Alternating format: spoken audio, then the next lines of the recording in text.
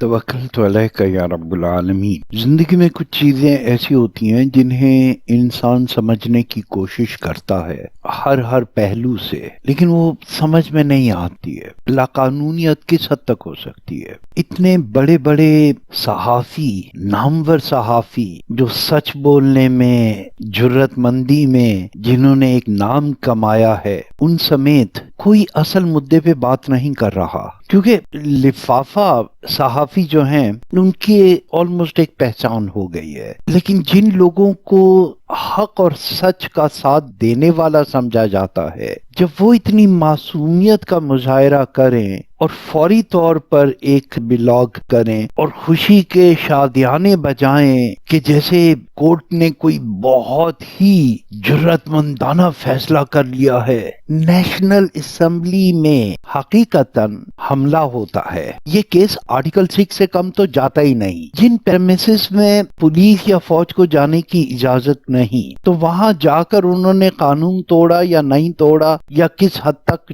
جرم ان کا بڑھا، لیکن ایک بات تو بالکل واضح ہے کہ جس لمحے وہ اس چوکٹ کو پھلانگتے ہیں، جیسے یونیورسٹی، کالج، امبیسی، پارلیمنٹ، اس کا تو خیر تصور ہی نہیں آتا ذہن میں، جب چند لوگ ایک کور کمانڈر کے گھر میں چلے جاتے ہیں تو وہاں پر بات ہوتی ہے آرٹیکل 6 کی۔ کتنے مقدمات ہوئے ہیں، کتنی ایف آئی آرز درج ہوئی ہیں، کتنا بڑا اسکینڈل ہو گیا، کتنی بحث ہو رہی ہے کہ ان پر فوجی عدالتوں میں مقدمہ چلایا جائے، پارلیمنٹ میں داخل ہوتے ہیں، بجلی بند کر دیتے ہیں، وہاں سے الیکٹڈ اراکین اسمبلی کو گرفتار کہنا چاہیے، اسے اغوا کرتے ہیں، کیونکہ اس کے لیے بڑے سخت قوانین موجود ہیں کہ کب اور کن حالتوں میں اور کس پروسیجر کے گزرنے کے بعد، جس میں وزیر قانون، اعلیٰ عدالتوں کے جج، وزیر داخلہ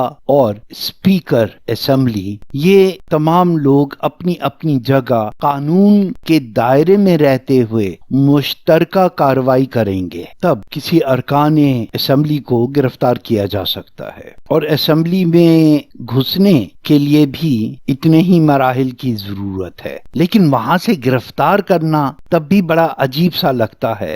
لیکن ہو سکتا ہے کہ کوئی ایسی ایمرجنسی یا مارشل لا یا دہشت گردی کے دوران اسپیشل احکامات دیے جا سکیں، لیکن یہ سب کچھ ہو گیا۔ اور ایاز صادق صاحب، اسپیکر قومی اسمبلی، انہوں نے جاگنے کے بعد جو حرکت کی ہے وہ قانون کے مردے پہ سو درے ثابت ہوتی ہے۔ اگر وہ چپ رہتے تو شاید کوئی عذر ان کے بارے میں تلاش کیا جا سکتا تھا، لیکن جب وہ اپنے آپ کو ایکٹیو ثابت کرنے کے لیے ایسی بھونڈی کارروائی کرتے ہیں کہ اسمبلی کے سیکیورٹی والوں پر جو کارروائی کرتے ہیں تو کرتے ہیں، لیکن عجیب بات جو ہے وہ یہیں سے شروع ہو جاتی ہے کہ انہیں مورد الزام ٹھہراتے ہیں۔ تو جب انہیں مورد الزام ٹھہرایا گیا تو اس کا مطلب یہ ہے کہ وہ کارروائی غلط تھی، انہیں ریزسٹ کرنا چاہیے تھا۔ کس حد تک؟ آنے والوں پہ گولیاں چلاتے، ارکان پارلیمنٹ کی حفاظت میں۔ اب سمجھ میں آ رہی ہے کہ سچویشن کیا ہو گئی؟ تو جب آپ ایسا سمجھ رہے ہیں کہ انہیں کوئی کارروائی کرنی چاہیے تھی اور انہوں نے نہیں کی، لیکن صحافی برادری کیا کہہ رہی ہے؟ حب الوطن، وہ بہادر لوگ جن میں سمیع ابراہیم صاحب بھی شامل ہیں، وہ بھی اس بات میں خوشی کے ڈنکے بجا رہے ہیں کہ جج صاحب نے بڑا زبردست کارنامہ کر دیا۔ انہوں نے تو جسمانی ریمانڈ کو چیلنج کر دیا کہ 8 دن کے جسمانی ریمانڈ کی کیا ضرورت ہے، آپ کو صرف 2 دن کا جوڈیشل کسٹڈی میں رکھنے کی اجازت دیتا ہوں۔ اور ایاز صادق صاحب سے یہ امید کر رہے ہیں کہ اب وہ کم از کم وہ پروویژنل آرڈرز جاری کر دیں گے، لیکن جج صاحب نے اس گرفتاری کو غیر قانونی، غیر آئینی کیوں قرار نہیں دیا؟ ان کڈنیپڈ اراکین اسمبلی کی فوری رہائی کا آرڈر کیوں نہیں جاری کیا؟ اور ان تمام لوگوں کو عدالت میں حاضری کا حکم کیوں نہیں دیا گیا کسی بھی حالت میں کہ ان کو گرفتار کر کے پیش کیا جائے، انہیں گرفتار کیا جائے یا وہ حاضر ہوں، عدالت میں آئیں، ایسا کوئی اظہار وجود کم سے کم کا نوٹس تو جانا چاہیے تھا،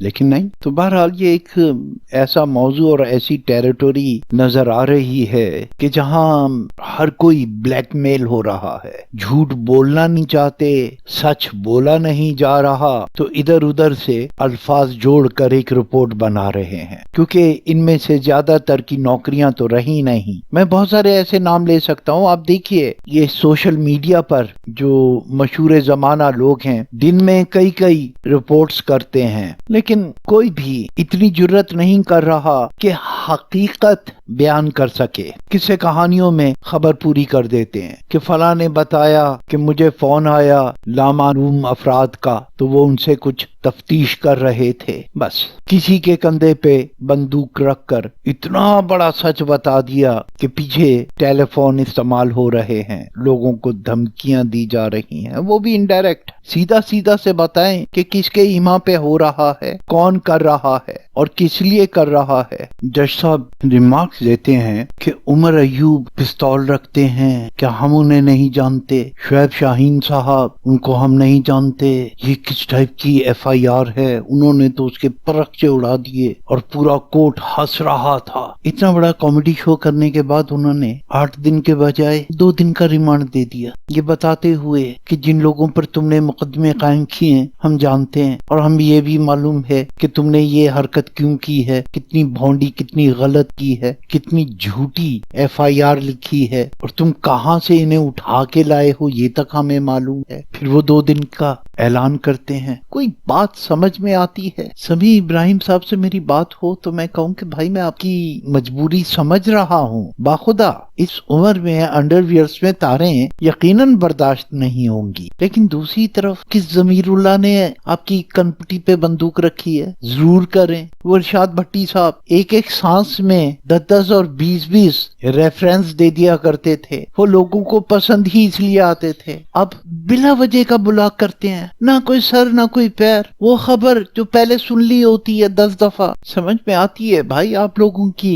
مجبوری بھی کہ آپ لوگوں کو بھی گھر چلانا ہے، لیکن کچھ تھوڑا سا دھیان ان لوگوں کی طرف بھی رکھیے جو آپ کی عزت کرتے ہیں، جو سمجھتے ہیں کہ آپ کی طرف سے ہمیں ایک صحیح اور حقیقی رپورٹ ملے گی۔ آپ اپنے نمبرز کو غور کیجئے۔ میرے جیسا آدمی اب یہ سوچنے لگا ہے کہ پہلے دیکھ لوں کتنی ان کی طرف سے رپورٹیں آتی، آخری 1-2 دیکھ لیتے ہیں، اس میں ڈیفینیٹ پیچھے کی سمری بھی آ جائے گی کہ وہ جو پہلے آپ کو بات بتائی تھی وہ یوں نہیں تھی، یوں تھی۔ تو آپ لوگ بھی کچھ خیال کیجئے۔ اگر آج حافظ منیر صاحب ایک لمحے کے لیے بھی فوج کے ایک خاص رینک تک کے لوگوں کی بقا کا خیال چھوڑ دیں، تمام کے تمام 7 لاکھ سپاہیوں کی عزت و ناموس اور ان کے گھرانے کی عزت و ناموس کے بارے میں ہی سوچ لیں، تو پاکستان کے حالات فوری طور پر تبدیل ہو جاتے۔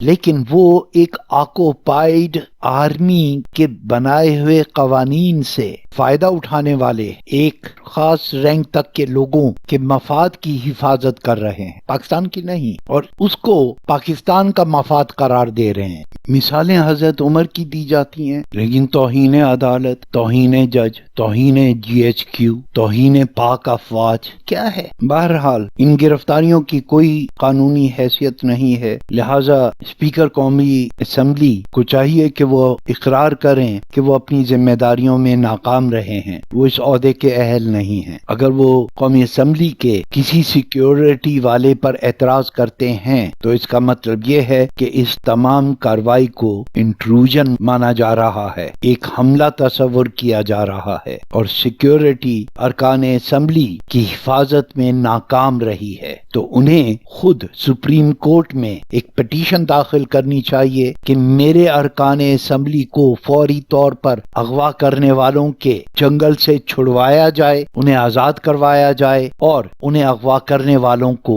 سزا دی جائے۔ صرف یہی ایک صورت ہے جس سے وہ اپنے آپ کو اس عہدے کے اہل ثابت کر سکتے ہیں۔ اب بھی دیر نہیں ہوئی، ہم خوش فہم لوگ ہیں، اچھی امید کرتے ہیں، انسان ہی تو ہیں۔ اللہ تبارک تعالیٰ نے تو آسن تقویم بنائے ہے، اللہ انہیں افضل سافلین ہونے سے محفوظ رکھے۔ اللہ پاکستان اور پاکستان کے حامیوں کو اپنے حفظ و امان میں رکھے۔ فی امان اللہ۔